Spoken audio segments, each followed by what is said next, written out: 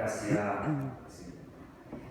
En primer lugar, aquí lo que estamos frente a la venta del centro comunitario Carlos Lucio a un banco. Se nos quiere decir que no es una venta. Yo voy a leer la definición que tienen en su página web los bancos respecto a qué es el LISBA. Banco Scotia. El cliente vende un bien al banco para obtener recursos y luego el banco se lo revende. Banco BBVA. Permite que el cliente, dueño del bien, venda al BBVA un bien de su propiedad y al mismo tiempo el BBVA se lo entrega en arrendamiento. Banco Santander, mediante este mecanismo nos vendes el bien y nosotros te lo arrendamos con opción de compra. Banco Estado está destinado a la obtención de capital de trabajo mediante la venta de bienes y del activo de su empresa al Banco Estado. Para que partamos con la claridad de que esto es una venta, el inmueble se le traspasa al banco y después el banco efectivamente se lo arrienda al municipio, y si el municipio tiene un buen comportamiento, eventualmente, finalmente se le devuelve al municipio el inmueble. Pero la propiedad pasa a ser del banco, entonces va a quedar como un bien del banco. Algunos aspectos formales respecto a esta discusión. Me alegro que hoy día la alcaldesa diga que las cuotas de los LISBAC pagan IVA. Hasta la semana pasada la comisión de directora jurídica nos decía que no pagaba IVA, la directora jurídica de nuestro municipio. Y aquí se pretende echarle la culpa al empedrado diciendo que ni el Ministerio de Hacienda ni el banco se dio cuenta. Y yo me pregunto, ¿para qué tenemos una dirección jurídica si no es justamente para eso? La dirección jurídica pretendía que este consejo aprobara un LISBAC que iba a tener que pagar 1.800 millones de pesos en IVA. Y si este consejo no repararan aquello, lo hubiéramos encontrado con la sorpresita una vez aprobado el LISBAC. Se nos dijo el año pasado que el presupuesto que se estaba haciendo era responsable y que no iba a haber ningún problema este año.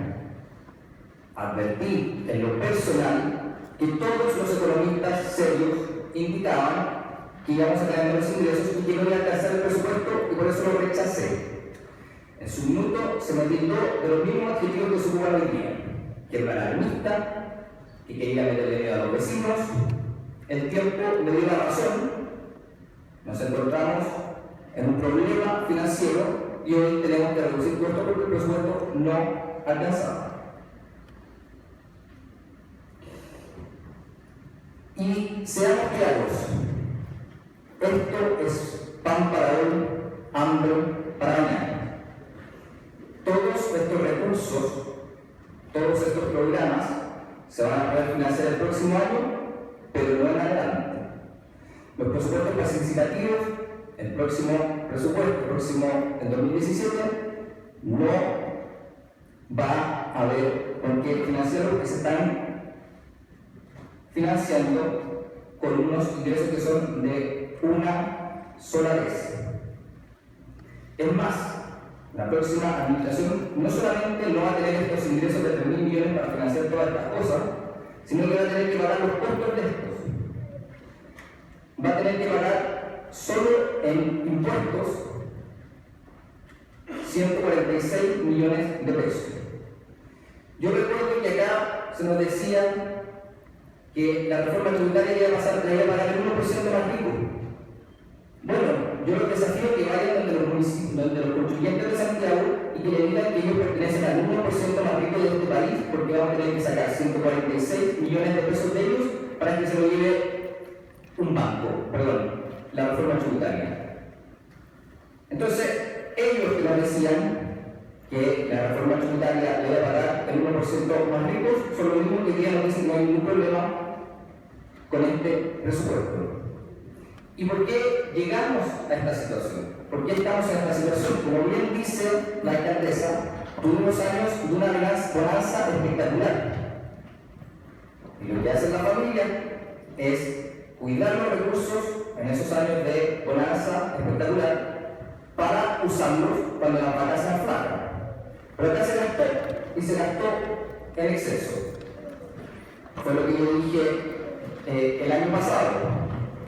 Se triplicaron los gastos en honorarios sociales, triplicaron, no tanto un 10%, un 20% que sí, ¿no? En honorarios se contrató a Harold Correa, que mientras estaba contratado acá, supimos después que viajaba con Rodrigo Peñailillo haciendo campaña, se contrató al secretario municipal del PPD, y así sucesivamente. Van a decir que son casos aislados, pero yo recuerdo el año pasado, cuando en el Teatro Municipal, la Asociación de Funcionarios, su discurso decía que, y cito textual, por lo mismo, personalmente creo que en ocasiones vale más apoyar un partido político que tener una excelente calificación.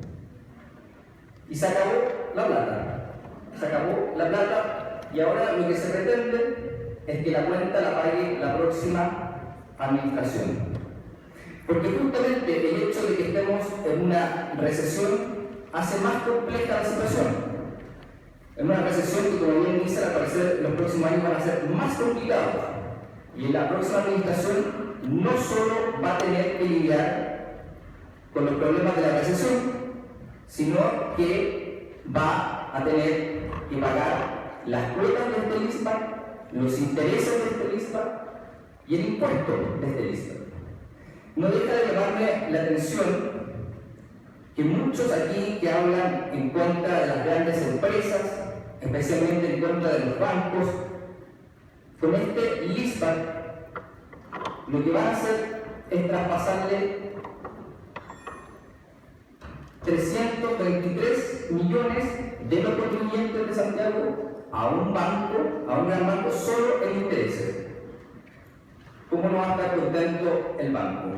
Le estamos sacando plata de nuestros contribuyentes de Santiago para que se vayan a un banco. El BBVA, Santander, creo que fue el que hizo la primera simulación. Después se nos dice que esto es solo el 2% del presupuesto, entonces la próxima administración no tiene ningún problema en afrontar los costos. Bueno, si fuese tan simple, lo más fácil sería reducir un 2% del presupuesto y no tener que hacer esta lista, y no pagar intereses y no pagar impuestos. Pero bien sabe la administración que es muy difícil, por lo tanto, para la próxima administración ese 2% va a ser muy importante. Señalar que es verdad que si los próximos 5 años, ni siquiera solo la próxima administración, sino que si la próxima administración y la siguiente cumplen cabalmente con todos los compromisos exigidos en el contrato, el inmueble volverá a ser bien municipal. Pero si no se paga una cuota, si hay cualquier otro tipo de incumplimiento, el municipio arriesga perder el cargo usual. Y aquí lo más difícil, ciertamente, es ajustar el presupuesto con gastos que sean permanentes, hacerle frente a la caída de ingresos permanentes. Porque de eso estamos hablando, que la economía está más lenta.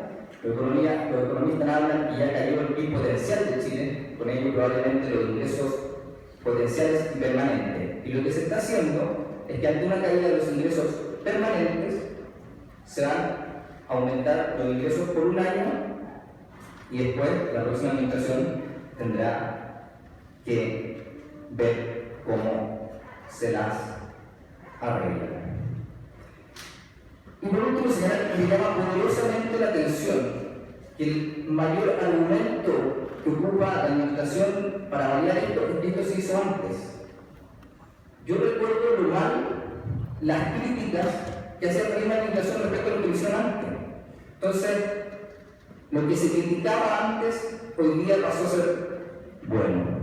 Porque el concepto de fondo es el mismo, es gastar plata hoy día para que paguen otros mañana.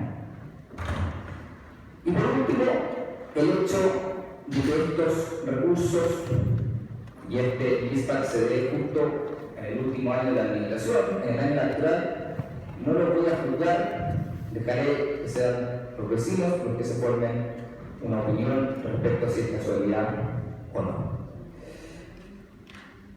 Y por todo lo anteriormente expuesto, es que yo voy a rechazar. No quiero dejarle una carga a la próxima administración. Quiero que, sabiendo lo difícil que se viene la mano en lo económico, no voy a añadir un peso adicional a la mochila que va a tener el próximo alcalde, porque en el pasado sabemos de muy cerca lo difícil, lo duro que es poder revertir y hacerse cargo no solo de contar con menos presupuesto, sino que tener que pagar los intereses, y en este caso no solo los intereses, sino que los impuestos que aumentan en alrededor de un 50% los costos de este ISPA.